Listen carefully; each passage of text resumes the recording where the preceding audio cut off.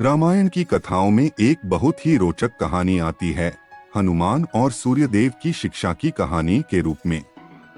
यह कहानी हनुमान जी की बाल्यावस्था और उनकी अद्वितीय शक्तियों के बारे में बताती है। मेरे दोस्तों, स्वागत है आपका स्पिरिचुअल वर्ल्ड में। जब हनुमान छोटे थे, वे एक बार सूरज को देखकर उसे लाल लाल चमकता हुआ फल समझ बैठे।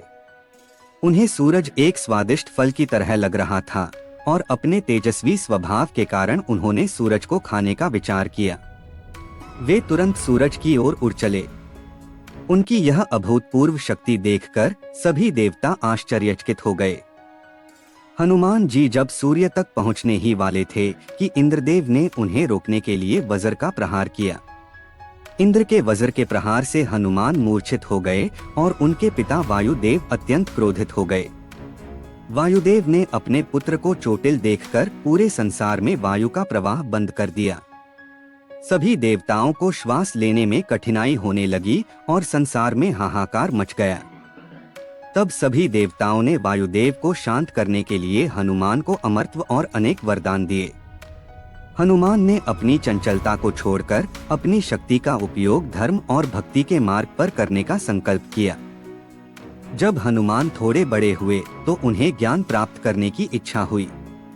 उन्होंने सोचा कि ब्रह्मांड में सबसे बड़ा ज्ञानवान कौन है, और उन्हें ज्ञात हुआ कि सूर्यदेव के पास महान ज्ञान है। इसलिए उन्होंने सूर्यदेव से शिक्षा प्राप्त करने का निश्चय किया।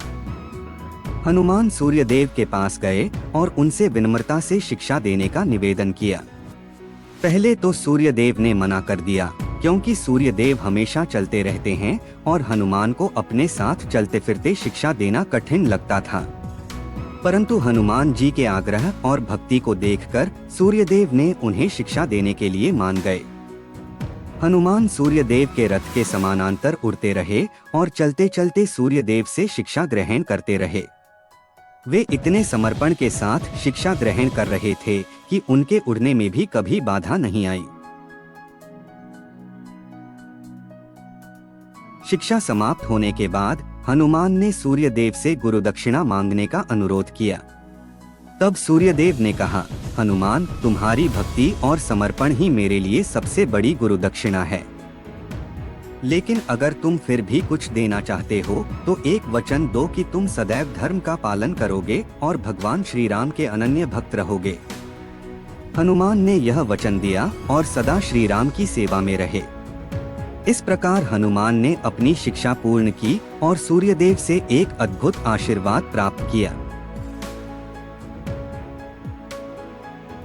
जब राम और लक्ष्मण अपनी पत्नी सीता को ढूंढते हुए जंगलों में भटक रहे थे, तब उनकी मुलाकात पहली बार हनुमान से हुई। हनुमान वानर राज सुग्रीव के मंत्री थे और जब उन्होंने राम लक्ष्मण को देखा तो उन्हें तुरंत समझ आ गया कि ये कोई साधारण पुरुष नहीं है। वानरों के वेश में हनुमान श्री राम के पास गए और उन्हें प्रणाम किया। राम ने हनुमान की बातों और उनके विनम्र स्वभाव को देखकर तुरंत पहचान लिया कि हनुमान एक परम भक्त और महान योद्धा हैं। इस तरह हनुमान का श्री राम से प्रथम मिलन हुआ, जो उनकी असीम भक्ति की शुरुआत थी। सुग्रीव और श्री राम के बीच मित्रता हो गई और उन्होंने वचन दिया कि वे श्री राम की मदद करेंगे। जब सीता की खोज के लिए वानर सेना ने चारों दिशाओं में खोज शुरू की तो हनुमान को दक्षिण दिशा में भेजा गया।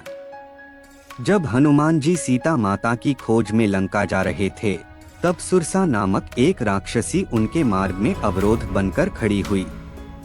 उसने कहा कि हनुमान को उसके मुंह से होकर गुजरना होगा।